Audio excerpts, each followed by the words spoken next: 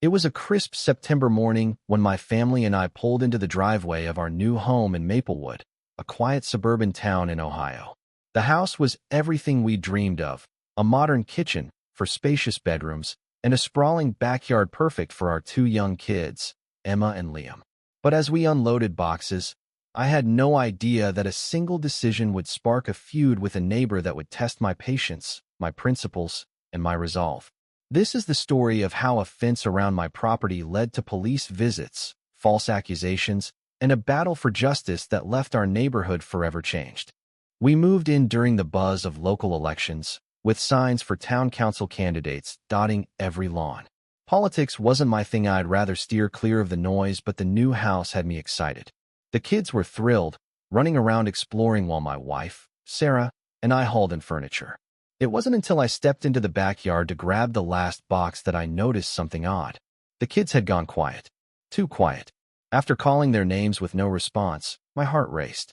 I found them at the edge of our garden, standing on a narrow, overgrown path marked by a faded sign: public access to fields.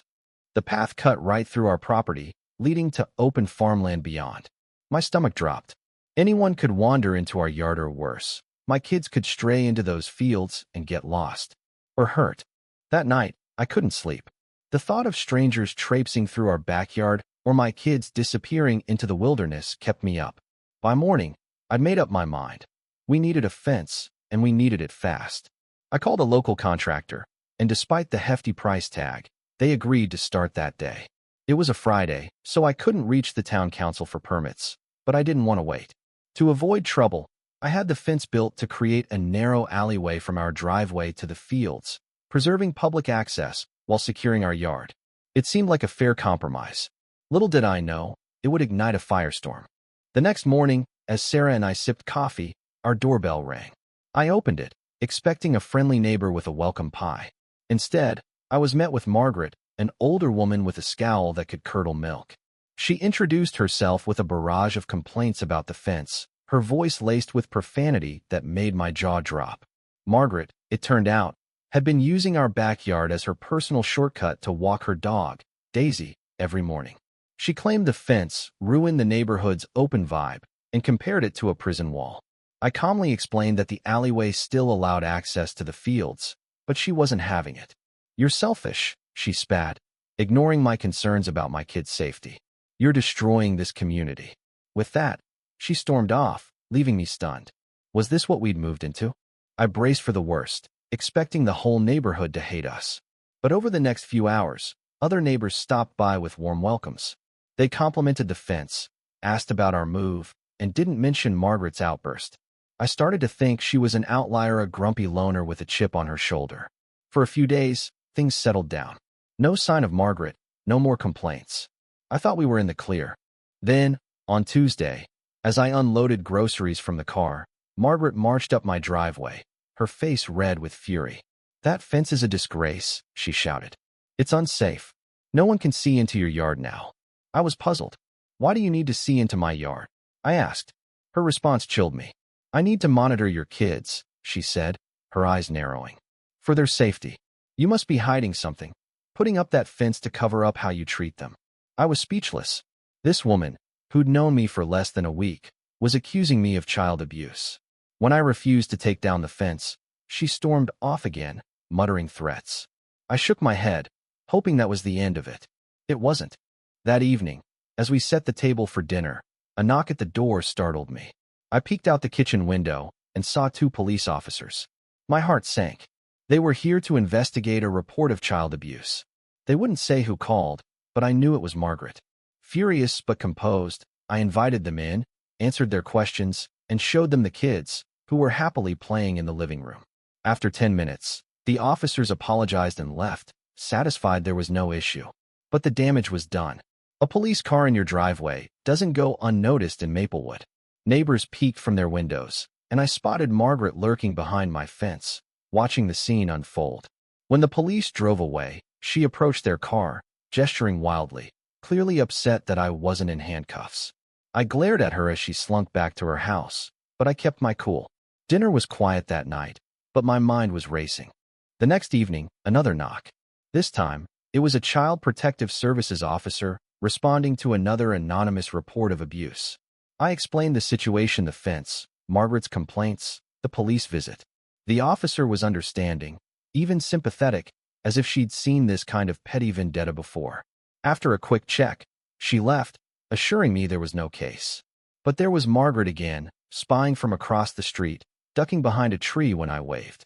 I was done playing nice. This woman was trying to ruin my life over a fence. I needed to fight back. I remembered the property deed and surveyor maps I'd pulled when planning the fence. Sitting at my desk, I pored over them, looking for anything to use against Margaret. Then I saw it. Her backyard shed was built partially on my land. The previous owner must have let it slide, maybe intimidated by Margaret's bullying. I called a council-approved surveyor and arranged for them to visit while Margaret was out. They confirmed my suspicions. The shed was illegally on my property. I filed a report with the town council, my pulse quickening with a mix of nerves and satisfaction. A week later, I watched from my porch as council members visited Margaret's house. Her face went pale as they measured her yard and handed her a document ordering her to remove the shed. She looked furious, but I felt a quiet triumph. To ensure she'd back off, I sent her a letter, politely but firmly warning her to stop making false reports or defaming me. I also shared the truth with my neighbors, who were shocked at Margaret's behavior. Word spread, and soon, she was a pariah. No one invited her to barbecues or waved when she walked Daisy. She'd isolated herself with her own vindictiveness. Margaret hired workers to dismantle the shed, a costly job she couldn't dodge. I half expected her to demand I pay for it, but she stayed silent. Maybe she finally realized she'd crossed a line. With the shed gone, I moved my fence to the proper boundary, reclaiming my land. To celebrate, I threw a neighborhood barbecue, inviting everyone but Margaret. The kids played, neighbors laughed, and for the first time since moving in, I felt at home. Margaret didn't show her face, and I heard she'd started crossing the street to avoid me. She hated me, no doubt, but she'd stopped her attacks. I'd won. Looking back, I could have caved to Margaret's demands. It would have been easier to let her walk through my yard and avoid the drama. But standing my ground was about more than a fence. It was about protecting my family and my rights. Margaret tried to bully me, humiliate me, and smear my name with lies. She wanted control, and when she didn't get it, she lashed out with accusations that could have destroyed my life. Her actions weren't just petty, they were cruel, rooted in a sense of entitlement that had no place in our community. Yet, as I watched her retreat into her lonely world, I felt a twinge of pity. She'd brought this on herself, but it was sad to see someone so consumed by bitterness. This experience taught me that justice sometimes requires patience and strategy. By staying calm and using the system, I turned the tables on a bully without sinking to her level.